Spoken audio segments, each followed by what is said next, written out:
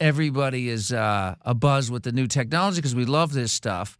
But we also have the other story that the state of Hawaii is passing a law in October that will make it a crime to be looking at your phone while crossing a street because the law of unintended consequences has come in. And with all this amazing technology, there's also a downside to it, and we've talked about various aspects of it.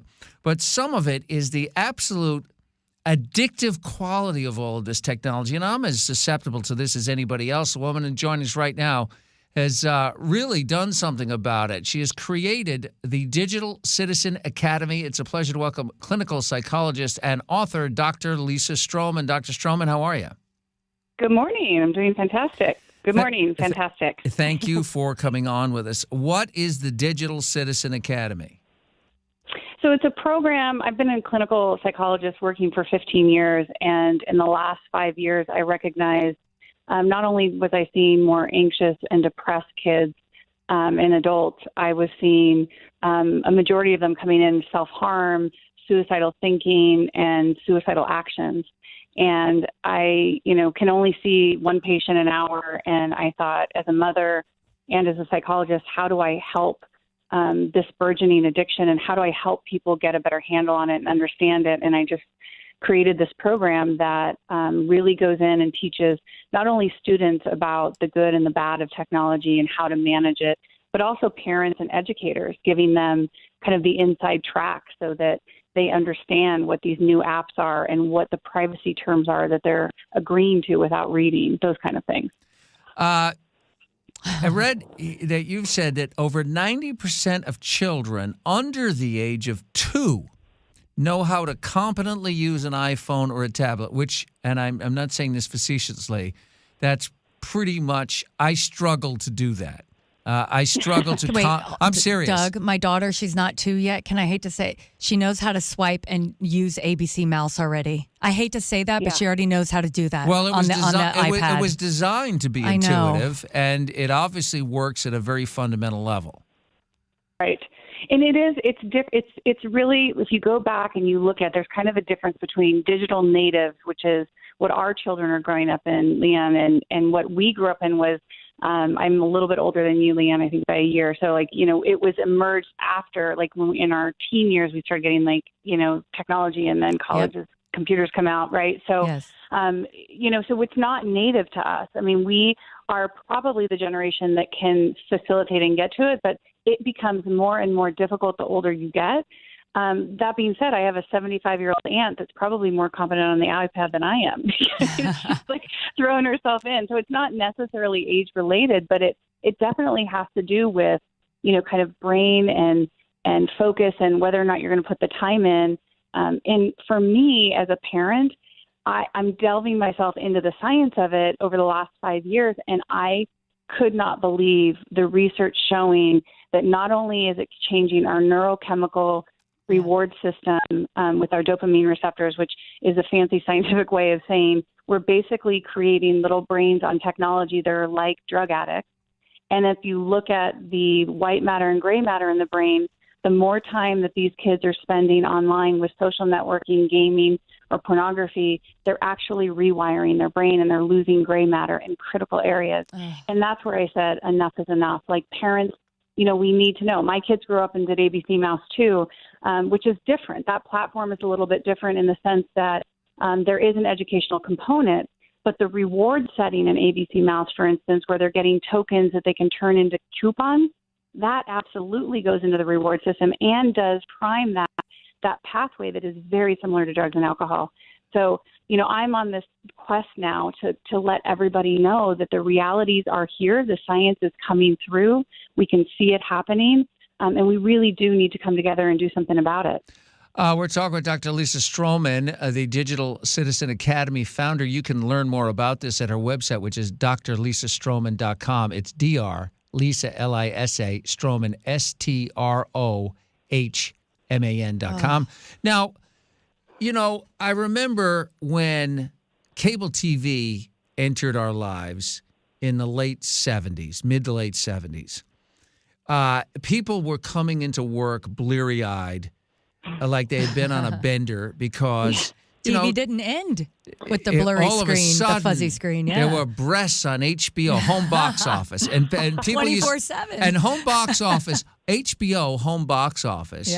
Was synonymous with cable TV. People say, you got the box, and they would come in, and people had no impulse control. They had no sense of proportion just because it was this new thing, and they just stared. The same thing was true when radio, by the way. When radio came on and it became really common in the 1930s, there was a term, you can look it up in the Dictionary of Slang, boiled owls, because people would stay up all night listening to the radio, anything, trying to get a signal out of Cincinnati or something, just to hear this sound, which was so new in people's lives. And that's been true of most visual and audio technologies as they rolled out. They became enormously seductive. So I'm hoping that since we are the first digital generation, and actually today's millennials are literally the first generation that grew up in an all-digital world. I mean, I played with wooden toys, and so did Lincoln. So we kind of have one foot in the analog world and one foot in the digital world, but we are now experiencing a generation that only knows the digital world, and they're only going to know the digital world. So talk about how the good old days used to be, blah, blah, blah, is utterly pointless because they're never going back to that. The only thing we can hope for is that we achieve some kind of equilibrium like we did with cable television. Right. Well, and I do think that with, like, for instance, with this program, rolling it out to the kids, I did a pilot test with 1,000 kids in a middle school.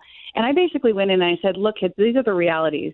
Here's the things that you're doing online. If you send an inappropriate post or picture, a sexually provocative picture, that's against the law. That's child pornography. If you plagiarize, that's copyright violation. If you bully, like, here's what cyberbullying is. There's flaming, there's instigating, there's all of these different ways.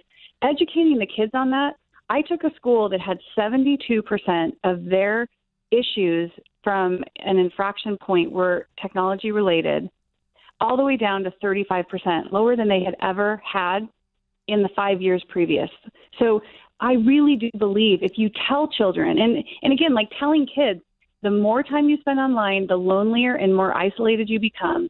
And the more time that you spend viewing these, carefully curated social media posts full of all these digitally altered images, you're going to feel inadequate and you're going to get depressed. Well, a lot of that is parenting too, Doctor. You know that. Well, it also parents have to monitor that. But it also seems that there's a sense of cognitive dissonance for young people with by the way, I totally agree with what you're saying. But it's the challenge of teaching this, and because when you tell kids that the more time they spend online, the lonelier they're going to feel, but they don't feel that in the real time of playing Xbox 360 with someone all over the world. That, How could I feel lonely when I'm talking to my friends? They don't, that's the cognitive dissonance. They don't understand it. So that you're talking about immediate gratification in the moment. And that's where kind of like you get that push from the drug. You're in it and you're there experiencing it. But yesterday I was in front of, I talked to 800 kids in high school, all girls. I did 400 and 400 at a time. And I said, how many of you know somebody or yourself have decided that they were going to do self-harm, thought about suicide, or know someone who has? That was the question. 80% of the kids raised their hands. I asked the same question to boys, and about 50% of the boys raised their hands.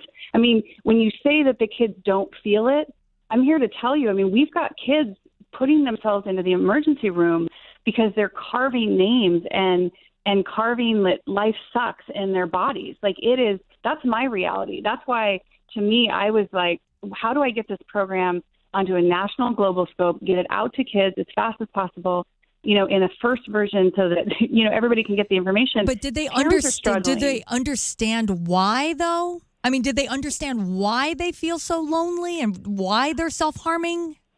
No. Until you teach them, until you talk to them and you say, let me tell you, A plus B equals C. And they're at C, right? They are feeling it, but they don't understand what they're doing.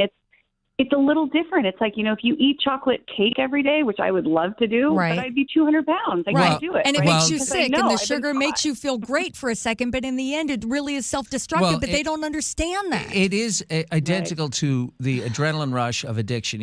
When you do all the DARE programs and all of the lectures we've been doing for 50 years now about drugs, the reality is it's called partying. And the reason it's called partying Right. is because the initial experience is fun. It's great, yeah. And kids know that. So when they see adults up there saying, and then, down the road, this will happen and your kidney will look like, Guatemala and blah, blah, blah, blah, blah, blah, whatever the thing is. That's when you're old. Right. It's utterly meaningless to their reality because they know on Friday night we're partying. Yeah. I mean, if you try to tell a 15-year-old to get off Facebook and not be on Instagram, yeah, screw you. I mean, you know what I mean? Right. You're not going to be the cool kid. You're going to be the loner. You're not going to be. I won't be plugged into what's going on. And how do I know if somebody's talking trash about me? They'd rather be part of the cool kids than it's to an be enormous. extradited. You're 100% right about the long-term consequences. The problem is getting short-term thinkers to think about long-term consequences. And there are hard to plenty of navigate adults. as a parent. We can't get politicians to think about the long-term consequences of the laws they pass. I'm scared. Right. I have an almost 2-year-old and a 4-year-old. It's so hard. Well, and that's where I think you can't unring the bell. Standing in front of 800 girls in high school yesterday, it's like, talking to a brick wall in the sense of you be the leaders and change it. And we did. We put a technology leadership council program together, so it's peer-to-peer mentoring, and that helps. I mean, again, if you get a couple of kids that are willing to be leaders on campus, and it definitely does make a difference because they don't want to listen to us, like we're the adults. Yeah. But it's really the crux of the program. It's really interesting. My program is from K to 12. And what I really, really want is the K to 2 grade level and get the parents the information back then, like your Yes. ACN. Like, early on. I'll that's help where you. have to I'll start. help. Okay, listen, Dr. Strohman, thanks so much. Lisa Strohman, drlisastrohman.com. It's called the Digital Citizen Academy. Go check it out. Appreciate you being with us.